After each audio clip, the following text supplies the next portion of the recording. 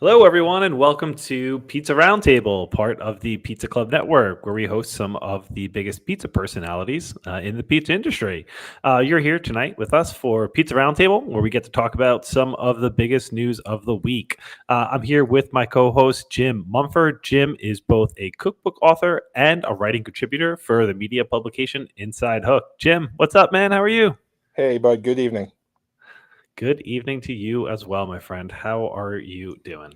Good. Sock with snow, but good. Hanging in there. How about yourself? I hear it's your birthday. I'm going to lead with that. What are we, 28, 29, something like that?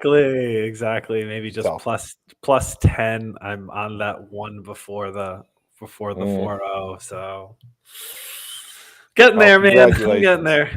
Thank you, I'm thank you, sure thank you. you're gonna celebrate with some pizza either before Absolutely. this, after this. You know what? I made some pizza with my kids earlier today, so it was Oh, perfect beautiful. and it worked out. Yes.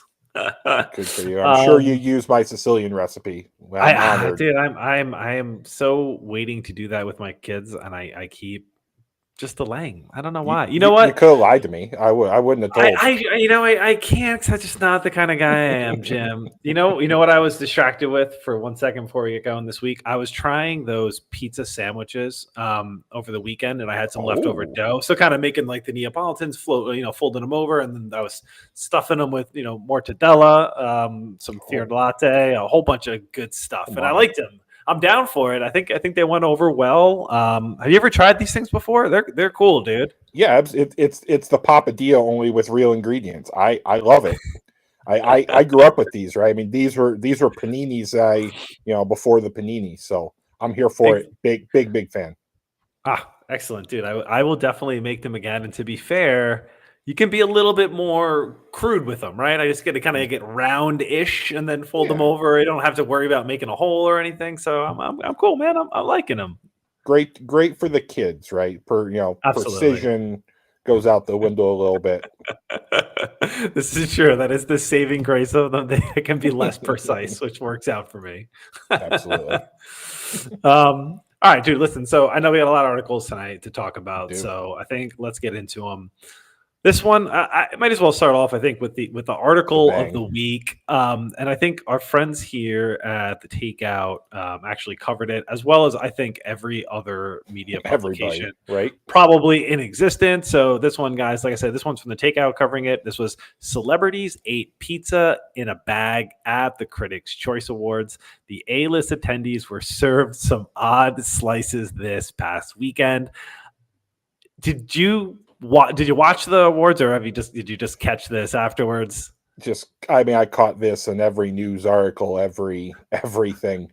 Um, Listen, I mean, pizza in a bag is not a new thing, right? You go to, any a good tavern style place in Chicago, right? You get a beef roll in the bag, right? This is not the big story that they want it to be.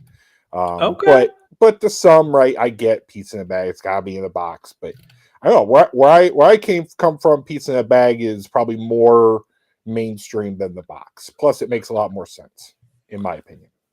Now, listen. I've gotten many a slice in a bag, right? Kind of Mhm. on a paper plate, obviously, Yeah, but these bags were vertical, right? And yeah. so something about that just I mean, this is one of those things where just like there's like this is like serving something upside down, right? Like you would never do that. Why Yeah, why if a serve pizza them this delivery way? boy hand you the box like this, say no, thank you. So, Yeah, that's not yeah, mine. That's not mine. yeah. On the other hand, right, I don't know, if there's something lost in translation, like the bag and it silly, right? I also saw, some of the toppings. I see gold leaf, which I don't know. I'm not seeing that on my local Domino's menu. Maybe out by you, but I don't see much gold leaf on pizzas. So maybe it's just a different cultural thing, or I don't know, a coastal thing. But I wacky, right? I mean, this was got funny enough where even I think, they showed a lot of outrage videos of the celebs, and they're kind of asking like, where's the actual good stuff, right? What are we getting? I think Paul Giamatti Right. actually mentioned it up on his speech. Or like, did everyone get a pizza in the bag? It was kind of humorous. I'm not gonna lie. I've been looking for where this pizza came from, and I haven't found that. I don't know if you've scoured, and I don't know if it was an in-house catering, right? Because I mean, a lot of these like events, right? You're gonna get someone famous to do something, right? I mean, like you get someone like Wolfgang Puck doing a lot of things, which probably like the Oscars, right? But I think one of the awards shows just had Nobu the other day catering. So I wonder where this pizza came from, and I could not find it. So if anyone else out there knows or heard about it, we need the inside scoop. Yeah. Tell us what's up. Drop it in the chat. My guess is whoever catered it is burying the information because they don't want that kind of That's a fair point. they thought they were being revolutionary, right? And pizza in the bag, and right. Well, Chicago then does it, so why don't I just do it? But it's not. They missed the mark and they got roasted for it. That's fair. Think about that, Jim. Do you think it? I wonder if there's. I don't want to call this a conspiracy theory here, right? But had it gone the other way, this would have been quite a marketing stunt. If that slice seemed to like be minimalistically good on a scale, this would have been crazy. Yeah, I mean, I know publicity is bad publicity. I'd love to learn, who did they mean for it different, right? Where this were trying a thing and it didn't work. Said, you idiots, why are you picking up like this? It's not a tote bag, it's pizza. Like I'd love to hear from the other side. But my guess is the other side is hiding and cowering right now because they got. I mean, literally, you saw it. When we search recipes, 40 different news places picked up this story. I mean, it was everywhere. It's funny the way you say that, right? It's like I picture someone in the kitchen like screaming, they're like, hands, and everyone's coming to grab it, and it's just the first person just like picks them up the wrong way, and then everyone else is like, oh, all right, like I'll grab them like that too, and then everyone goes out and they're just like, no, like why did this happen? I'm gonna hope that's what happened. I'm choosing to believe that. And I think that's the good story. That's the good story to tell about how this casualty came to be. All right. Well, listen. Let's shift and talk about pizza. Maybe on the other side of the scale. Get into a list, right? And now I know we talk about lists all the time. It's one of these items that comes up, right? And it's kind of, hey man, I can make a list, you can make a list. It could be merit list, there could be something behind it, but at least I think some things when we do see a list that at least we often appreciate is the idea that there's some basis for how that list was made, opposed to just like we picked the top 10, right? And you're like, thanks so much. There's no qualifications for that in any sort of way. But this one here, which was covered by, was an interview that PMQ did, and this is with the team at 50 Top Pizza. And they're talking a little bit about how they come to their selection. So this is, I think we're pretty familiar in general with 50 Top Pizza, and just to set expectations for everyone.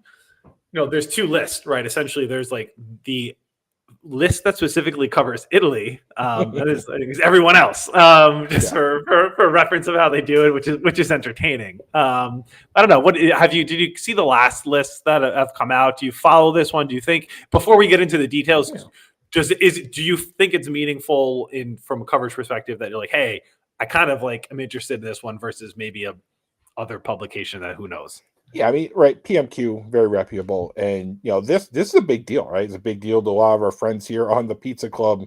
It's a very prestigious list, and I was very happy to see, and we'll get into it, that there's some rigor put into this, a lot more than I would say most other top 50 lists that most publications put out. So I was very happy to see it, as we dive in, just the rankings and how, again, meticulous they were. And I do love that it's Italy versus the world, which it's kind of funny. It's kind of funny. It really is at this point.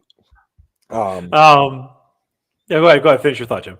No, it's funny that it is. I mean, you could argue, you could go, Manhattan versus the world and have the same. But I listen. I respect. And how about you? What stood out to you in here? Anything like, oh, I didn't think they considered this, or That's a fair point. Well, to be honest with you, I actually thought I appreciate the background to it that like there's a large team, that's going out. They employ or at least select a number of distinctly different individuals from all different type of backgrounds for the most part to kind of at least get a feel for what pizza could be for that area, right? Which Mhm. which is cool, right? So instead of just having quote unquote an expert or a number of experts who are maybe experts in things that they eat or have a distinctive style or appreciate maybe just one part of the craftsmanship to pizza. This seems like the idea of like, hey, here this could be what everyday people like, 'cause we feel like that most might be the most meaningful, and I mean that with a grain of salt to that, but like the idea of like we're trying to incorporate everyone of who could have pizza. So I thought that was a cool idea. Yeah, I completely agreed, right? It's what pizza would people actually eat, right? It's not the bougie gold leaf pizza or the 7 day dough. These are real pizzerias, real people going and checking them out, which is again admirable, right? It's not just one editor making a list and calling it Yeah. top 50. Yeah, absolutely. So listen, let me highlight quickly from it, guys. Just in general, the PMQ. This was Rick, I think Rick Hynum, who did the article with Albert Sapiri from 50 Top Pizza, and kind of I'll kind of paraphrase and jump in quickly around some of the area. But the question was posed to them: can you give us an idea of how the process of creating your list for 50 best pizzas works? And Sapiri kind of articulates it here, being with a very simple and direct system. We first carry out a large survey, which is organized by geographical area and specific case of the U.S. After this survey, they proceed with anonymous visits by simple paying customers. For the U.S. guide, all of the inspectors are based in the USA, and there are very different nationalities and have different perspectives. We did this in order to better represent the pizza world that operates under the banner of the Stars and Stripes. But yeah, like we said, though, right? They're trying to get a distinctive perspective of it, right? So like, I think that's cool. I can appreciate there's context around that, and kind of highlight too as well. It's not just the pizza, right? And they do note that they also critique available beverages, wine, beer, etc. The service and the hospitality, which is in the modern pizza world, makes the difference. So Big I deal. thought that was a really cool part that they highlight, that it's not distinctly just simply your pizza, it's the whole shebang, right? It's how you operate, what you're putting into the etherverse as your pizzeria, not just the simple product, right? But the hospitality and service are important, right, man? That's what brings you back to places, And as well that's as the that. food. But Right. It's yeah, they talk about the hospitality, they talk about the place, the pizzeria, the vibe, which again is really important. So I thought this was cool. Very cool list. I will note, right, though, that just the highlights Fury does say in this, in terms of consumption of pizza, the U.S. it is the largest and most important market in the world. I didn't think we'd ever hear that, but it is the case, guys. The U.S. is the most important pizza market in the world. I can't disagree. Probably is. I mean, I'll check out Statista and see what kind of lists they're at. But oh, it's good. It was good. Very well written article, and hats off to PMQ for giving us an avenue behind the curtain a little bit, which I thought was pretty cool.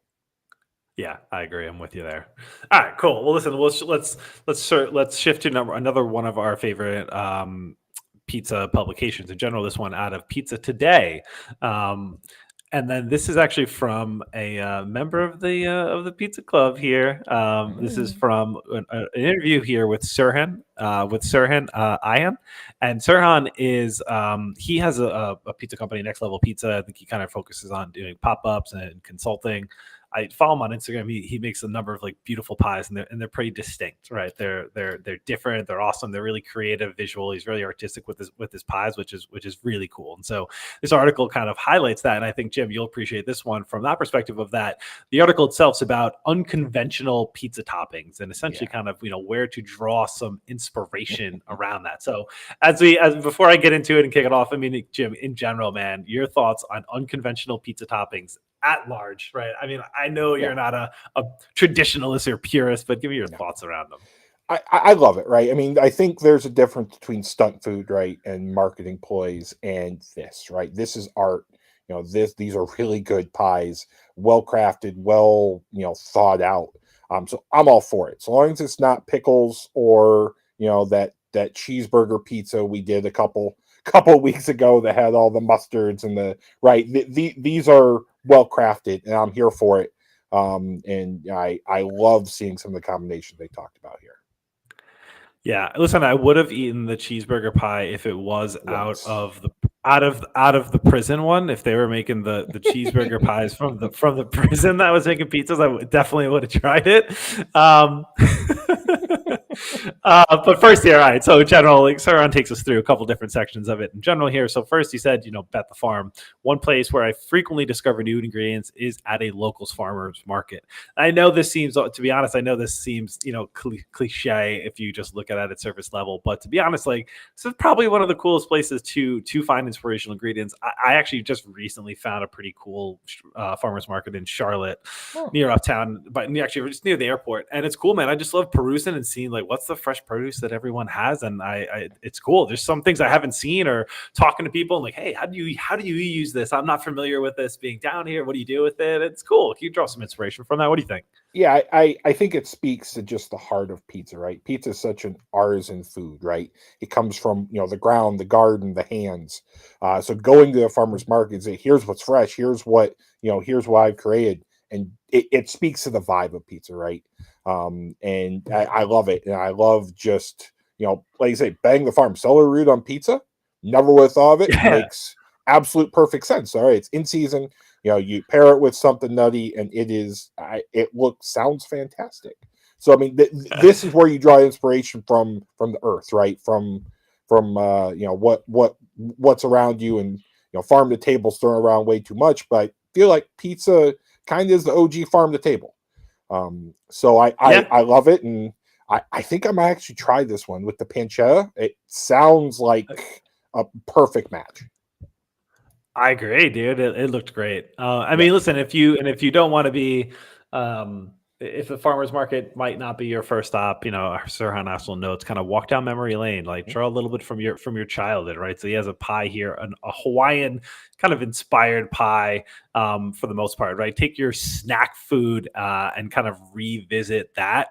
The Hawaiian, he kind of notes the Hawaiian pie's kind of origins here, and kind of put a little bit of a mix on it, right? In general, with like a Chex mix to it. Like, this is just so Wild. cool, man.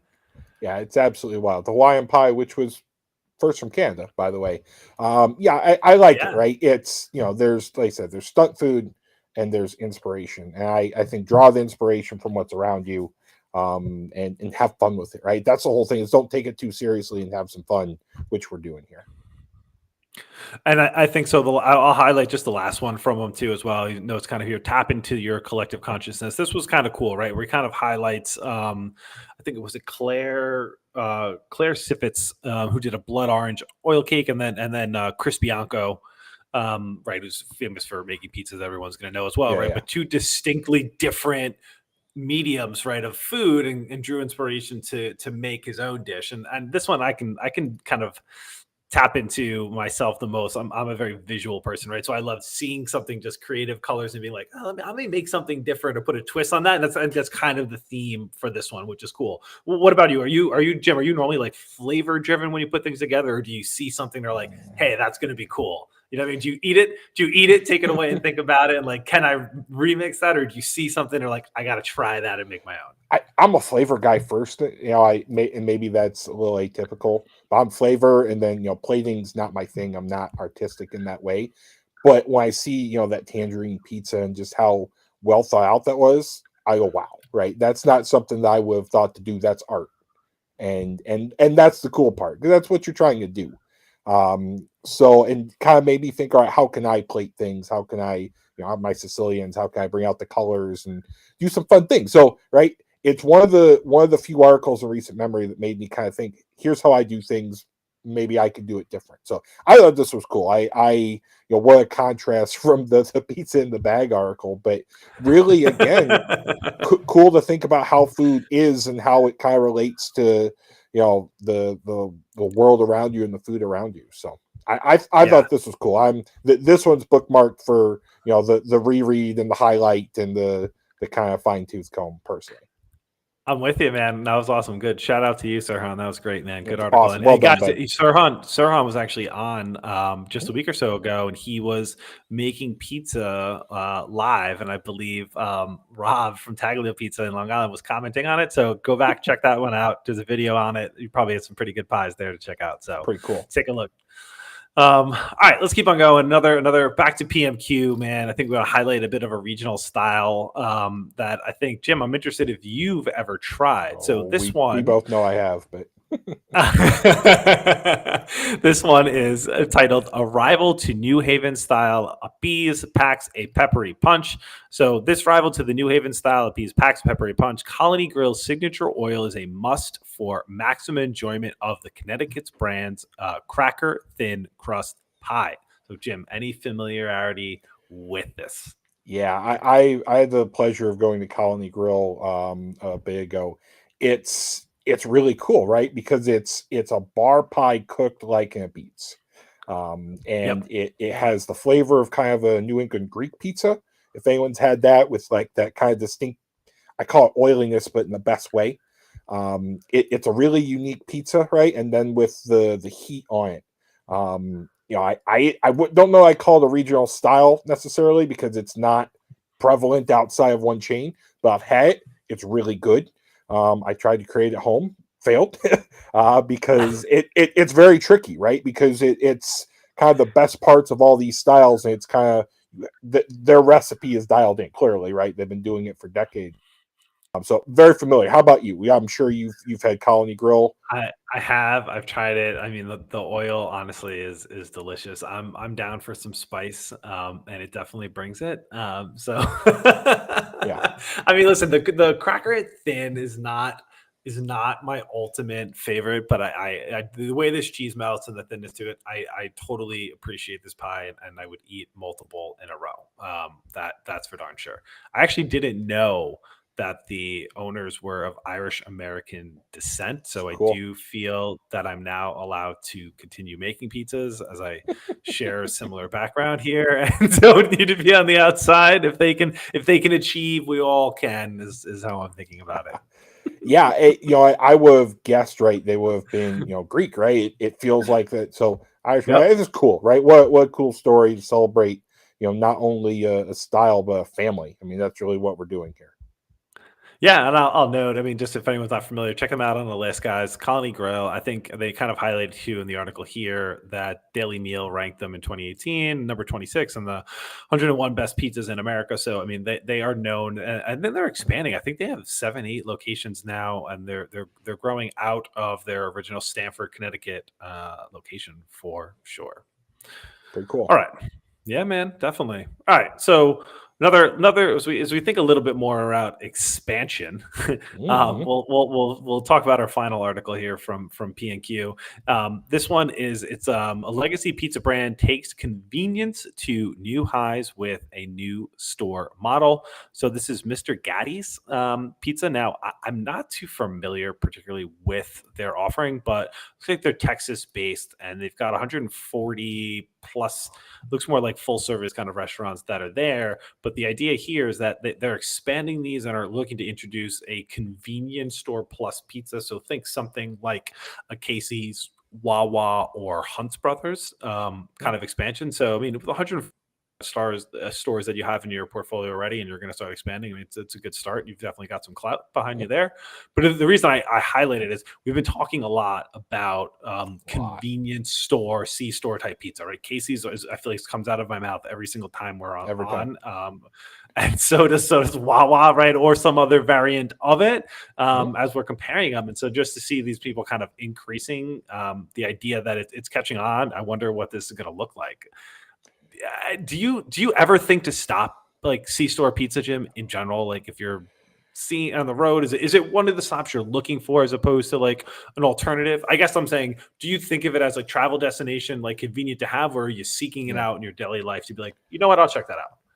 I'm not seeking it out. And it's again, it's truly convenience. It's a point of sale thing. But kind of thinking back, why are Casey's and Hunt's Brothers successful? It's because in a lot of small towns, this is the food, right? This is kind of the thing within 15 minutes. So I'm not surprised that in Texas, again, a very large area where you drive a lot, and there's some areas of not so much, why these can be very popular and why there might be an untapped market, right? I mean, clearly Casey's and Hunt's Brothers have shown us that there's something here, and people are smart and they're saying, all right, let's get it, right? And pizza's kind of that perfect food, right? It's well loved. It's something that can be heated very quickly. So I think this is going to be a thing, Will. I think we're going to keep seeing it. And again, I don't think it's a destination for you and I think it's more of how can we get food out to literally everyone in the US. Yeah. Yeah, that's a fair point. I think we've heard a lot of if you're ears to the ground of the food world in general, we've heard a lot about kind of being like the last mile, right, for delivery of Yeah. everything. And so the idea of these convenience stores being, the drivers of pizza delivery or pizza to others, I'm sure it'll continue expanding with other foods too, right? And that same idea. So Yeah. So interested to follow. interested in the fall. I am though, curious about quality, right? Because at a certain point, quality Yeah. will always win out. I do believe that in something like pizza. So this is going to be an ebb and flow, but I think it's a good one. I think this is one we're going to talk about for a long, long time.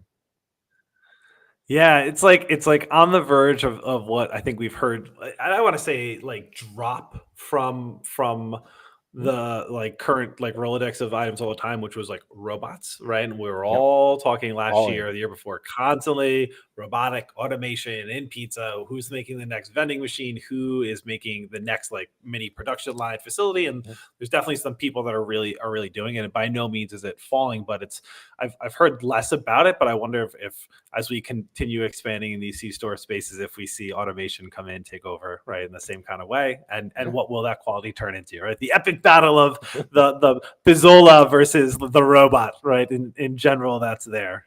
Absolutely. Yeah. Great point, right? Where does automation and science come in? And it's fun. Speaking of, I do have bad news. I did not get the job from Casey's. I'm not going to be their beer and pizza ambassador. So, but I know, I'm sorry. I was really looking forward to that. But hey, any other company, C-store company wants to consult me, I am very cheap. Is beer as a minimum as Uh, that from a requirement for it's compensation? beer and pizza, not pizza and beer. Okay. I'll forward anyone that reaches out to him I to you. Don't appreciate worry you. about it, Appreciate you, buddy. bud.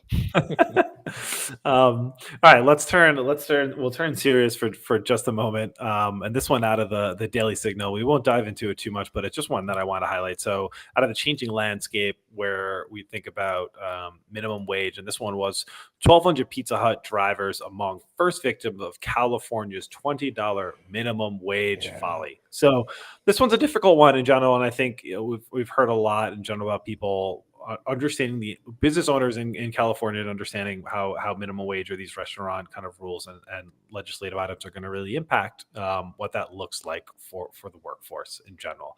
Awesome to earn $20 minimum wage, but tough to earn that if you don't have a job, right? In Yeah. that same respect. So Uh, yeah, let's it's tough, right? And as pizzerias we talk about here with a lot of our friends, right? Do you third party out your delivery? Do you have it yourself? The pros and the cons, and then you see something like this where the math doesn't work to Pizza Hut. It's not in their interest, and we can debate that, but it's tough, right? I mean, pizza delivery was kind of the first delivery and broke in, and now I feel like it's becoming almost a victim to all the other delivery options. So, lot of socioeconomic factors here. Um, but yep. but you look at Domino's, who's partying with the third party, and say, okay, we're gonna do some other things and try to lower our costs to maybe pay it forward. And apparently, Pizza Hut just didn't feel that way. Yeah, it's a tough one. I think we'll see more headlines come out as that goes all across the food industry, not just pizza as well. So it's definitely a Yeah, story to follow what the impacts are going to be there.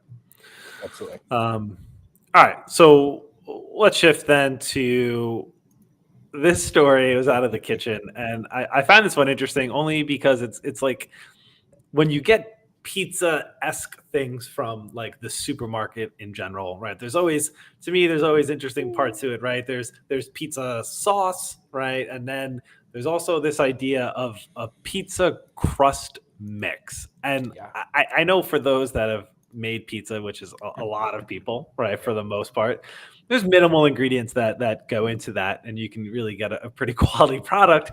You start with good quality items coming into it, but there's not a huge array, right? To create this, we're not creating like I don't know. I'm trying to give a good comparison of something with 1,000 different ingredients in it, right? But like in general, this is not pizza dough. So I'm interested in the $1 grocery the $1 grocery you should always have in your pantry. It regularly saves dinner in my home. This one is a Jiffy Pizza box crust mix. So Jim, are you familiar with this product at all? I am. So Jiffy's a Michigan brand, right? Something Yeah. very prevalent here. I am familiar. I have used this. It makes great things. I have used this. It does not make very good pizza. It is a very good, quick dough, right, for a flatbread. For the pizza sandwiches we were talking about, this is it, right? It is, I don't know what to put. It's got, that Jiffy shortening in it, right? It's got the flour. It's biscuit mix. I mean, that's really what this is. It's biscuit mix without that amount of leavening. So I have used it. There's probably some in my house. It makes terrible pizza, but it does make some pretty cool. If you want to do pigs in a blanket, if you want to do some turnovers or something like that, this is a cool thing, especially with kids. So I'm not going to completely hate on it, but like you said, you're not trying to replace something like frosting or shortening or box cake mix, which are easier. So I mean, pizza has 4 ingredients, 5. Right? Yeah. Are they just selling us the flour? That's the thing. That's what gets it. Like and I think about it also from, and I want to highlight the Jiffy pizza mix box looks distinctly similar to the Jiffy pie crust mix box. Right? I mean, it's literally you could grab the wrong one. You're making a different kind of pie, but is there seasoning to it? I'm wondering kind of what makes it unique. Is the idea behind it just that, like, hey, it's pre-measured, I can just add water, like that's totally great, or is there like spice like to it to make it pizza-esque, and do we need spice ever in like our dough recipes for pizza off of that, just to pivot and think about it?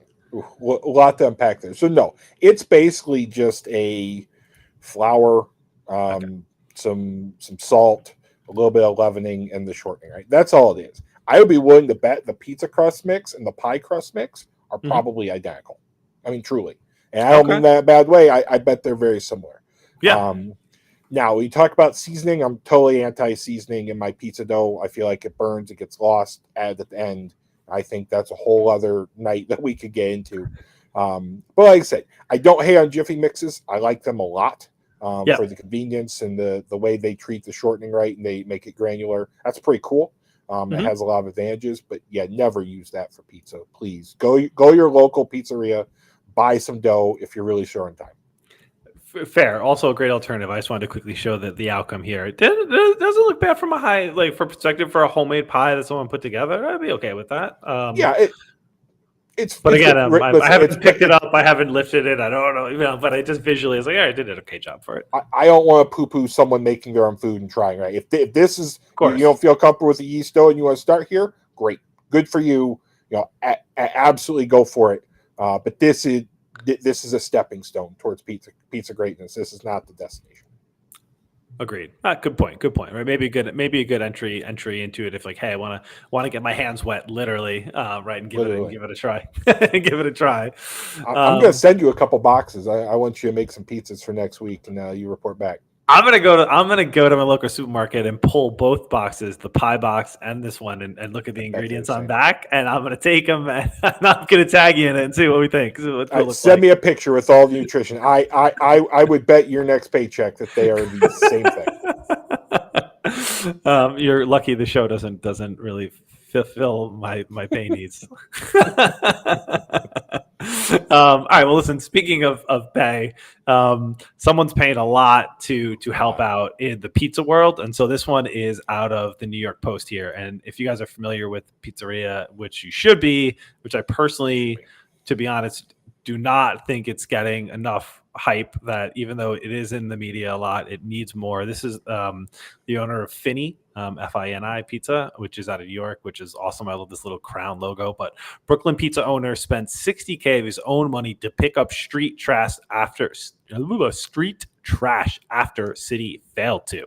So right here, this is Sean Feeney, a finance veteran turned owner of Brooklyn's Fini Pizza, spent $60,000 on setting up like garbage cans, having collected and pick up like an every other day basis. He essentially laid these out all over like his neighborhood, in front of the pizzeria and in front of like other businesses nearby.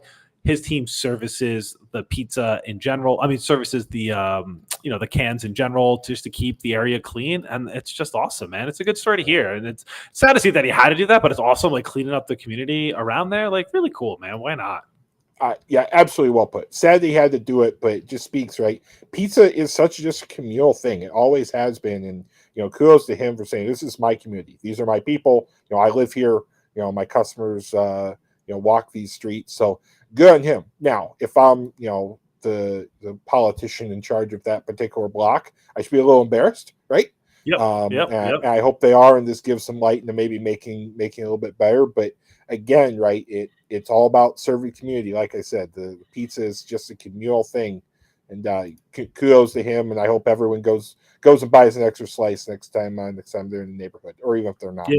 Yeah, absolutely. So you, just for reference and background, he was part of that like a restaurant group there that, if you're familiar with her, Missy Robbins was part of, and she's got Misty Pasta and Lilia in Brooklyn. She's a great Italian known chef. I think she used to work for like Andrew at Avose for a while, Andrew Camelli for a long time, but really cool stuff that she makes, part of that group. And he kind of came from that and did a pizza and did his own shop. And I will tell you, this slice is what you need to get. If you guys have not had this is like a tomato slice with these like toasted garlicky breadcrumbs on top. Like I'm telling you, this is like one of the slices that changed my life.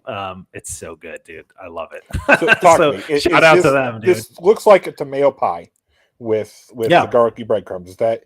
I mean, so you've been there. I mean, this looks flawless, right? The crust, I'll dive into this. I love it, right? Because it also doesn't look like there's any cheese, which again is such a hard thing to nail, right? Agreed. I don't remember if they put pecorino or parmesan in the breadcrumbs at all, but like that would be it. I don't remember if it was just garlic or not, but like the breadcrumbs, dude, they're so good. That pizza is so hard to cook like that, to get the char and that is impressive. So, no, dude, good person, good pizza maker. Great. Absolutely. All right. Well, speaking of good people, we'll shift to one that might be debatable depending upon where you sit on the side of the aisle. This one, highlighting this one, who caused this? This was KCCI, who was covering it out of Des Moines. This is from the Iowa caucuses, where Trump stays after stop and hands out Casey's Pizza to a crowd there. So I unconcerned of what anyone's opinion here is. It I only mention it because Casey's was the pizza of choice to hand out afterwards. What I'm surprised is it's not Quad Cities, right? It's not one of the Iowa has a style of pizza. Why are you going to the Casey's? Distinctly, and we can again talk about the socioeconomic about Casey's, and we can get into that. But I mean, give me some malt laden dough here with some red pepper flake. Don't give me Casey's breakfast pizza. So again, I don't want to get into politics, but I think a missed opportunity to connect with community. That's me.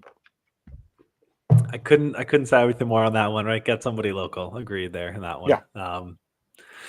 Well, listen, let's look.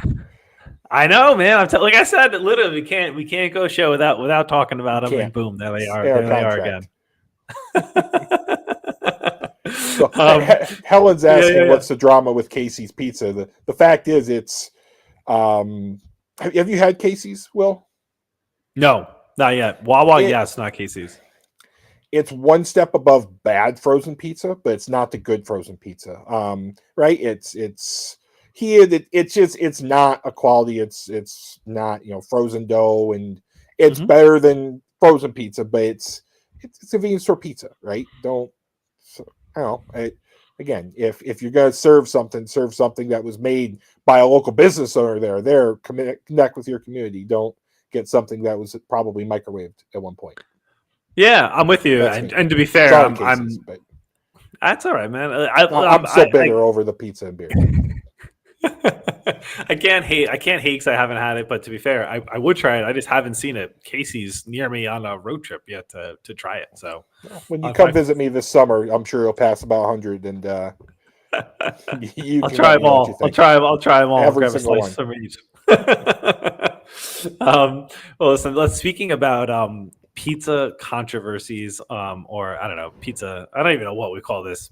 I'm trying to think of a good title as I pull this one up. I don't have one, but this one was out of France 24. This is actually a bit of a throwback.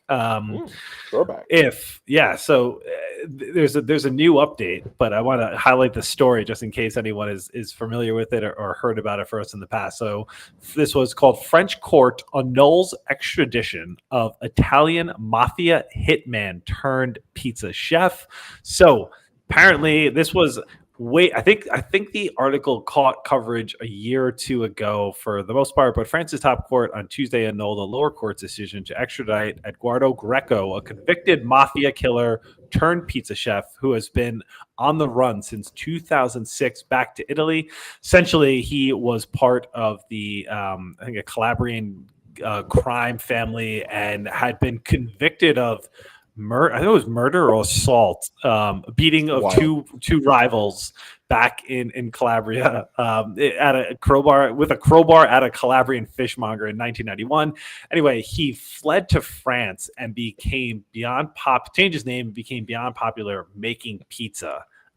In general, and then this picture, it kind of grew. His head grew, right? He was like, fuck it, I'm going to be in the public media publications. I'll be back in the news. Here he is in this photo, and this is what caught Italian authorities' attention. They recognized it and they tied it back to who he was. He was arrested, and they're trying to extradite him for a while. So wild story in general. I mean, first off, the best headline I've ever read in my life. Right. I mean, they had twists and turns. I cannot wait for the motion picture on this. It's just wild, right? I mean, what an absolutely just bonkers story that I'm happy we could talk about. I have nothing else to add other than, as someone who writes articles, I hope that my headlines are this good every single time. I mean, there's not much more to say, but it's wild, dude. Like, you flee Italy and become a famous beaker maker in France, and then get caught because you don't stay under the radar anymore. Classic, just classic. All right, we got a couple more. Let's go through them quickly, man. All right, this next one up. Pepperoni pizza dip. I'm highlighting it for the sheer simplicity that it is, Jim. I know I would try it. I'm sure you would try it. The ingredients are quite simple. I'll ask, I don't know if traditionally 8 ounces of softened cream cheese and half a cup of sour cream to say scream pizza to me. But yeah. Yeah. Is there... I don't know, man. I make a pizza dip. I make a version of this, right? I'm a good Midwestern boy. Yep. I don't hate on the idea. I hate on the ratios. I think that is just so much sour cream. If you think about how much a half a cup of sour cream is over everything else, I think you have a ratio problem. I think you're close. Also, we're dividing the grated Parmesan cheese twice, which is hard to do. Sorry, as a recipe writer, I have little I didn't notice that. Yeah. So I think we're on to something here. I'll try it. Just I think your ratios are off, and no one is measuring out an eighth of a teaspoon of anything. So I don't know. I'm just gonna reserve my judgment for whoever makes it. If you like it, you like it. To me, I'm just gonna keep dividing my Parmesan cheese and keep to myself. That's fair. I mean, dear God, I would not want to go all the way up to a quarter teaspoon of dried oregano and just really throw this sucker out of whack. It's all out of proportion. That extra eighth of a teaspoon is just it's the whole thing that ties this thing together. Never mind pound of cream cheese you threw into it. Can you have a dip, considering your Midwestern background? Do dips exist without cream cheese or sour cream? Is it just an Or mayonnaise, right? absolute? It's the holy trinity of white globby fatty foods. You have to have at least two. If you're good, you can get all three. Just make sure you have bagged shredded cheese on top. That's kind of canon, really, mostly. If you can put some tater tots into it too, you get Oh, bonus points for that. oh, that would be great. I'd be down for that, man. All right, let's see one more. This one, only because we were talking about him last time. This one's out of sorry guys, that last one was Fox 11 Online. This one is from New Jersey 101.5. And this one features, I think, I don't know. I want to say our favorite, but that's not the case. In terms of the celeb, in terms of the pizzeria, these guys from Caniglio's are awesome. I would put them Absolutely. up there in a high scale for absolutely sure.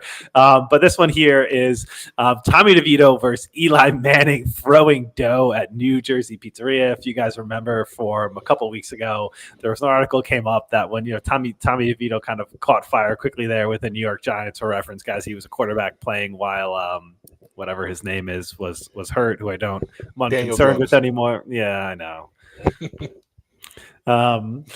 Was injured, and Tommy stepped in and played, and he's got this whole Italian flair going for him. Everyone's kind of picked him up and is enjoying his time there. But he was going to go to Caniglio's. His agent is even more outlandish than he was, and jacked up a public speaking fee from like 10 grand to 20 grand or something to visit the pizzeria. Tommy seems cool, man. Ended up going and actually going to the pizzeria out of the goodness of his heart and didn't get paid for it. It was our understanding and kind of made it right. And now he's back here tossing dough, of which the Caniglio's team was asked who threw dough better. And they said, we're sorry to say, Tommy did it better than Eli. I think that's the only time Tommy's ever going to hear that in his life. But Jim, I put it to you, man. What do you think about this one? I mean, it's fun, right? I mean, celebrating the community, like, community based. And Eli Manning, I don't know much about, but I'm sure he's a nice guy. I can tell you Tommy DeVito slings a better pie than Eli Manning, someone who grew up in the bayou rather than someone who grew up in the greater New York, New Jersey area. So I love it, right? Great for charity. It raised I think over 10 grand, which is amazing, for battered women and homeless veterans through the Nights of Columbus. 539. It's a win. Council. It's a win all around. And listen, Tommy DeVito can say he's, like you said, better than Eli at something, since he's certainly not going to win any Super Bowls. Fair point, man. Fair point. I like it. It was a good article. Good for the guys at Caniglio's to get him back. Absolutely. And good fundraiser. That's awesome. Must have been a fun time. I would have been happy. Oh, I would have loved to be there. I feel like, man, celebrity pizza making things like, let's compare for 1 second. Let's talk about like daytime appearances versus like in-restaurant appearances. I think these in-restaurant appearances are just really cool, man, where you get someone to actually like engage and do it there. Not that I don't appreciate someone being on like Good Morning America or something. Yeah. I know a number of people in the community have like gotten the opportunity to be on like shows, and that's awesome. Like they're great to get on, but like when you're in like a restaurant kind of doing it like this, like that must be so cool, both for them and for you, right? Yeah, you could say I've been there, right? Oh, I know that place, and it's just there's just something about it. Again, this comes with the hominess of the whole environment. So I completely agree with you. I think they're just fun. They're fun. Yeah, I dig it, man. All right, man. Well, listen, as always, thanks so much for coming on. We hit on a lot of items today. We're all over the news. All over the place. What came up this week? So, Jim, in general, man, thanks again for coming on. Where can everyone find you across the social media landscape, my friend? You type in Jim Cooks Food Good wherever you consume your social media, and you will find me, my face, and my recipes.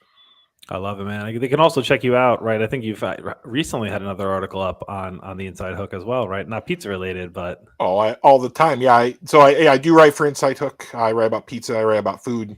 I write about the various topics ranging from Dingus Day to why New York water is actually better for pizza, which I think was my first article. First time we talked. What is that? Well, that's how we found you, man. So if anyone's interested, go check that out. Does the water really matter? Check it out and find Jim there. All right, man. Well, listen, everyone. Thanks, everyone, for tuning in and hanging with us tonight. Please, if you can, like and subscribe. Follow us here at I Need Pizza Club. We've got a number of different shows that come on that you guys can check out. So we really appreciate your support. And on that note, guys, everyone, come back and check us next week for another episode. Thanks, all.